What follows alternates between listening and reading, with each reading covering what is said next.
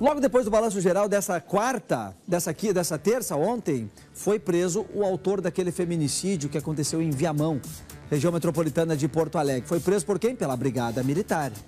A Brigada Militar conseguiu prender ele. Aí, ó, as imagens do momento em que ele foi detido e levado até a delegacia de polícia. Bom, estava escondido no meio do mato.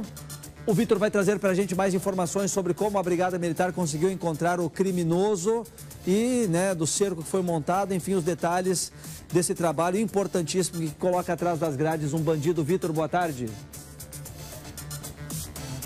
Boa tarde, Samuel, e a todos que nos acompanham no Balanço Geral. É um prazer falar com vocês. Então, vamos atualizar essa informação, Augusto Santos Silva, 22 anos, é tratado, pela Cúpula da Segurança do Rio Grande do Sul como principal suspeito de ter cometido esse feminicídio, contra Viviane Patrícia, uma mulher de 50 anos. A principal motivação, segundo as investigações preliminares da Polícia Civil, teria sido pela motivação mais torpe, triste e bárbara que foi após o fim de um relacionamento de 2 anos entre ele, que é natural da Bahia, e essa gaúcha que a gente também vê fotos aí na tela da nossa Record Guaíba. A própria família, quando soube, já começou intensas buscas por esse homem que residia ali também em Viamão, e nisso começou uma verdadeira emboscada por esse foragido, como eu falei, é tratado como principal suspeito, porque assim rege a legislação que a gente trate a respeito desse homem de 22 anos. Eis que a Brigada Militar, com sua expertise, entrou em campo já logo nas primeiras horas. O crime foi na sexta-feira, a gente veio aí de uma série de feminicídios no Rio Grande do Sul que geraram repercussão internacional, mas a Brigada, como eu falei, com o seu preparo, acabou indo atrás e bem ali no limite dos municípios de Viamão e Porto Alegre, na região do campus Agronomia, da URGS, pertinho do Lombo do Pinheiro, aquela cercania ali, os agentes da Brigada, com o apoio de tecnologia, conseguiram localizar esse homem. Tem detalhes importantes aí, que, claro, quem vai poder nos ajudar com quase 35 anos de Brigada é o Coronel Bueno, que gentilmente está aqui, já nos aguardou para participar conosco no Balanço ao vivo. Coronel, uma boa tarde para o senhor, obrigado. A gente já parabeniza todo mundo em nome da Record TV ao grupamento, ao qual o senhor está como comandante mesmo, de Viamão, Alvorada e outras, Glorinha e outros municípios gaúchos. Conta para nós como é que foi esse trabalho, até porque tem uma varredura, tem toda uma técnica que é feita. Seja bem-vindo. Boa tarde a todos, telespectadores da Record, Balanço Geral. O que nós podemos, então, definir o que aconteceu na sexta-feira, esse feminicídio lamentável, como você mesmo já abordou no início da reportagem agora. De pronto, a Brigada Militar, através do 18º Batalhão de Polícia Militar, sob comando do Tenente Coronel Endrigo, já se fez presente no local de forma ostensiva. Várias guarnições iniciaram os trabalhos com base nas informações de momento que se tinha no início da ocorrência, dando atenção, isso já era no final da tarde. Transcorrido esse período, havia a informação do indivíduo ter fugido para o interior de uma mata, e isso, como era um final de tarde, também acabou favorecendo o fugitivo, de certa forma, tecnicamente, e numa questão mais, digamos assim, estratégica para ele, era a favor dele, Já no segundo dia, também foi efetuado uma nova varredura de uma forma um pouco menos ostensiva. Foi utilizado helicóptero também. Claro que a gente sempre tem que lembrar que o helicóptero da Brigada Militar, ele se fez presente no local por uma questão que a gente sempre utiliza de forma a empreender uma quebra psicológica no indivíduo que a gente busca, pela pressão que ele vai sofrer. Nós continuávamos, através do nosso aparelho de inteligência, na busca de informações mais fidedignas. A gente destaca também que é normal ter as cobranças da comunidade, a gente entende, mas a gente sempre pede que as pessoas entendam o trabalho tanto da Brigada Militar quanto da Polícia Civil, que eu destaco aqui também que a DRACO, a DEAN do município de Viamão também se fez presente junto conosco junto com as nossas guarnições, com a nossa inteligência no terreno, empreendendo várias técnicas de trabalho que competem às polícias, né? É porque diferentes batalhões também estavam presentes, né, Coronel? Sim, sim. O que a gente faz? É um trabalho que tem uma continuidade, ele não foi estanque só naquele dia, porque, como eu disse, o indivíduo adentrou a mata, isso favorecia ele, e nós passamos, então, a utilizar várias técnicas, algumas tecnologias que nos foram alcançadas recentemente pelo governo do estado, drones, outros equipamentos que aqui eu procuro sempre preservar, porque é importante a gente guardar essas informações, porque, como eu disse, já a partir do segundo dia, em virtude dessa situação de nós não termos uma certeza plena da localização do indivíduo até então, nós optamos em não estar trabalhando tão ostensivamente como as pessoas acham que deveria, né, ter uma presença, mas, como eu reforço, a parte de inteligência da Brigada Militar, nós somamos os 4 batalhões que trabalham aqui na nossa área, que é Viamão, Alvorada, Gravataí, Cachoeirinha. Os efetivos de inteligência dessas unidades que nos compõem aqui no Delta do Jacuí foram todas articuladas, né, junto com a própria Polícia Civil também. É uma hora de usar justamente o conhecimento militar, o conhecimento técnico, para quem está em casa. O que o coronel esclarece é isso: por mais que existe a ânsia, o desejo da comunidade de que se faça justiça, a brigada, como uma instituição e como cidadãos também e cidadãs das brigadianas envolvidas, também querem que algo seja prontamente solucionado. Mas antes da gente conversar aqui, o coronel me explicava alguns detalhes e que, claro, quem também tem expertise militar aí do outro lado da telinha sabe muito bem o fato, né, coronel, de que esse homem, o Augusto Santos Silva, 22 anos, ele não conhecia muito bem a região, a mata densa. Os senhores, né, já gaúchos, trabalhando, sabendo, começaram a perceber alguns pormenores. Ele ia sentir fome, ele ia sentir frio, passado com o tempo. Por isso também que não é um policiamento, assim, à moda louco, falando de forma bem coloquial, assim. Ele é feito com planejamento. E vocês se antenaram a isso, não foi, coronel, também?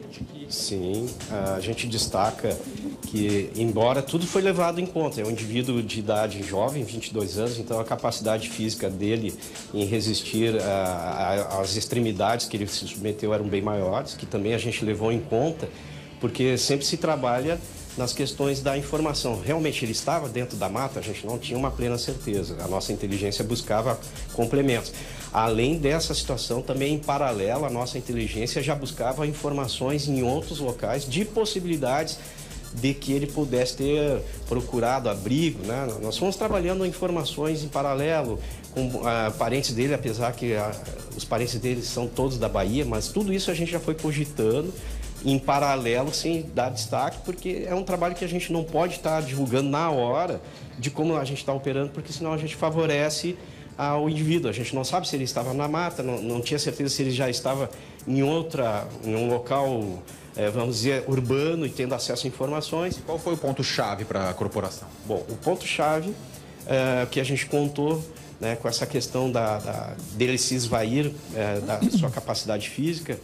E a partir do momento, nós fizemos mais uma reunião na segunda-feira, conversamos com o delegado Fleck, o delegado Anderson, trocamos algumas informações, o comandante de batalhão de Viamão, reunimos toda a nossa inteligência e tomamos uma decisão de, então, massificar novamente a presença ostensiva, já tendo algumas informações mais complementares da presença do indivíduo naquela mata.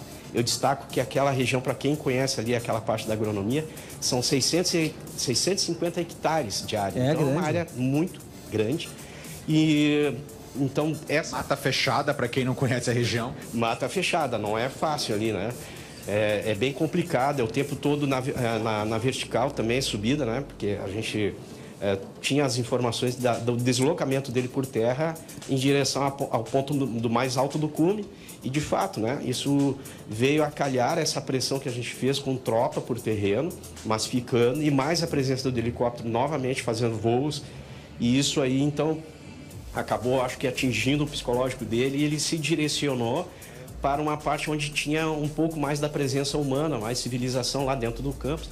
E essa questão realmente da parte física, o que acabou mesmo fazendo com que ele tivesse um novo contato com com a comunidade, com as pessoas dali, era a sede, a necessidade de tomar água. A busca por água. Busca por água, né? Dentro de toda essa pressão que ele estava tendo, ele foi ao encontro da água e nesse momento onde foi visualizado. Por quem? Foi visualizado lá pela segurança interna do campus lá, que tão logo, né, também teve essa expertise, né, de estar acompanhando, de estar bem informado e nos acionou. A segurança da URGS. Isso, segurança. A partir dessa informação, a nossa tropa já estava inserida lá dentro, né, e ele estava indo em direção, por dentro desse campus, lá dentro dessa área, lá ele estava indo em direção a Manel Elias. Como ele é de outro estado, provavelmente ele não conhecia, ele estava à sorte, mas aí outra guarnição do próprio Comando de Policiamento da capital também já prontamente, que estava nas redondezas, foi informada e deu então a prisão dele nesse momento, e toda essa articulação resultou na prisão dele dessa forma. Então a gente destaca outra coisa que eu peço à Janela, que você até falava, a questão das pessoas se procurarem nunca deixar se tomar conta pelas informações muito rápidas, porque no próprio sábado mesmo, um morador de rua acabou sendo confundido nessa situação e, vamos dizer assim, que poderia ter tido um final meio problemático, porque as pessoas acabam se emocionando, a gente compreende a dor, mas sempre deixa essas coisas para o aparelho policial, para a segurança pública, para quem sabe trabalhar, assumir e fazer a ocorrência como ela tem que ser, como lá foi no caso ontem, né, que tudo foi de forma técnica, porque, como eu digo, né, essa pessoa, esse morador de rua acabou sendo confundido e quase tivemos um problema. Então a gente tem que sempre procurar os órgãos de segurança, procurar assessoramento para nós termos certeza do que está sendo feito, para não cometer injustiças. Obrigado, Coronel Bueno.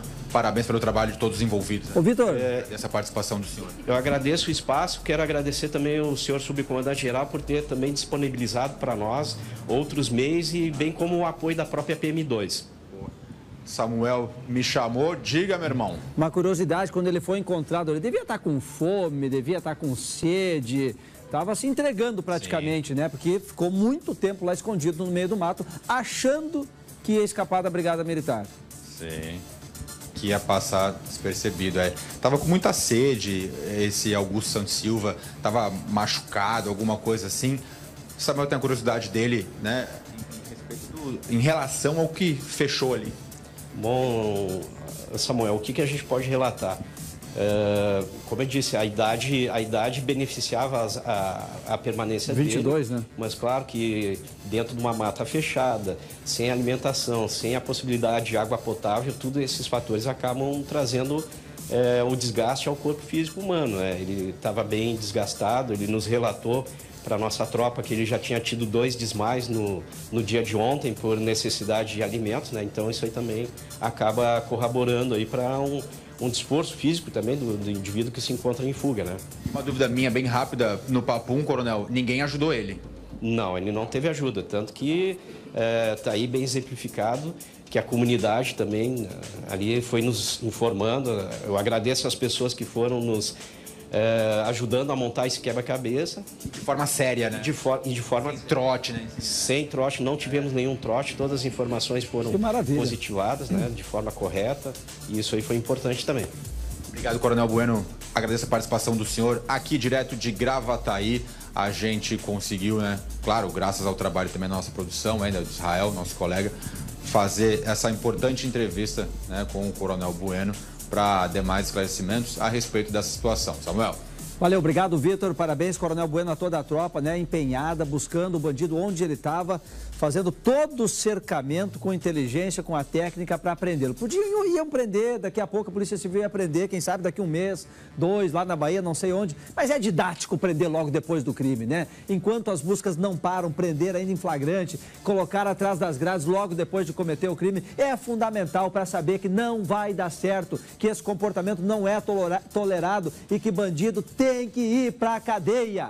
Tem que ir para a cadeia, né, gente? E ele está atrás das grades por ter tirado a vida daquela inocente, por ter tirado a vida daquela mulher, por ser um covarde como é, né? Tem lugar de sobra na cadeia para covardes que nem esse.